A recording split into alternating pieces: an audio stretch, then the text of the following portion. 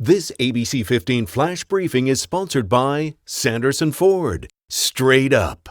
I'm Katie Ramble with your top stories from ABC15 Arizona. Our state has carried out the second execution in a matter of weeks. Frank Atwood, the man convicted of kidnapping and killing 8-year-old Vicki Lynn Hoskinson, was put to death. The Tucson girl was murdered in 1984. Media witnesses describing today's execution as calm, but one of them described watching Atwood himself advise medical personnel on the placement of his IV. Atwood has maintained his innocence, did not apologize nor address Vicki Lynn's family. A priest was in the chamber, which the Department of Corrections says is a first. Atwood's last words included calling the judicial process unfair and a prayer for mercy. Vicki Lynn's mom says her family has waited for this day for decades.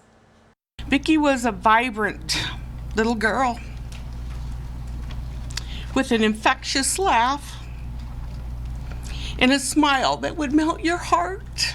Today marks final justice for our daughter, Vicki Lynn. Our family has waited for 37 years, 8 months, and 22 days for this day to come. An arrest in the shooting inside a Walmart near Metro Center Mall on Tuesday. Authorities say 18-year-old Deontay Evans has been charged with assault. This was breaking news just 24 hours ago. He's accused of firing shots in the store after getting into an argument with another man. A 45-year-old woman who had nothing to do with the fight, police say, was hit. She is expected to recover.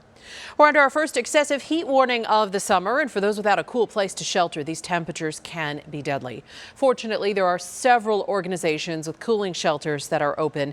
The Salvation Army in Chandler already busy providing air conditioning, snacks, meals, even a place to shower.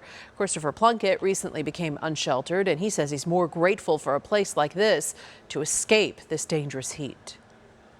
I was already drained about the 101, so yeah, finding this place was absolutely fantastic for me. We caught up with his mobile outreach unit from Phoenix Rescue Mission. They drive water and resources into our community, hand them out to those seeking shelter in parks or on the street. You can find the locations of cooling centers at maricopa.gov. On a weather action day like today, you probably have your AC running right now. So here's some tips to save on your electric bill this summer. Pre-cool your house before the peak evening hours. During peak hours, every degree you raise your thermostat can save 2 to 3% on cooling costs. And if you're struggling to pay your electric bill, call your provider. See what they can do to help. Also, ask them about rebates. They may have discounts on smart thermostats, upgraded AC units, and even free trees for more shade. Tracking COVID-19 in our state, the Department of Health Services releasing its weekly report on Arizona numbers. The department reporting more than 14,600 new cases. That's 1,600 more than the week before. Sadly, though, 40 more Arizonans have lost their lives to this. Since the beginning of the pandemic, more than 30,000 people have died of this in our state.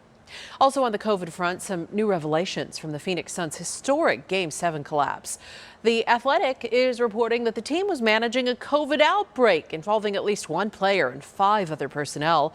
Those 6 then testing positive for the virus either later in the series or the day after Game 7.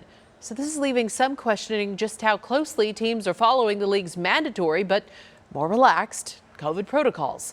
Meantime, that disappointing exit after a historically dominant regular season, leaving the team with a lot of questions this offseason.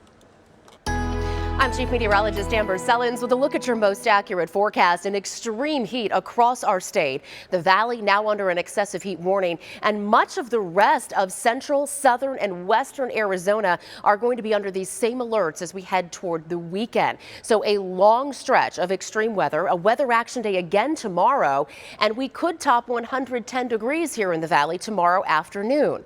We'll be in the mid-90s at 9 a.m., low triple digits at noon, and hit 111 degrees around 4 o'clock in the afternoon tomorrow. We also have another air quality alert for ozone pollution, and that could be extended through the end of the week as well. So here's the next 7 days for you. We're in weather action mode as long as these excessive heat warnings are in effect. That's through Sunday, and we could potentially break records, going up to 114 on Saturday, and then temperatures will start to drop off a little bit for the start of next week. This ABC 15 Flash Briefing is sponsored by Sanderson Ford. Straight up.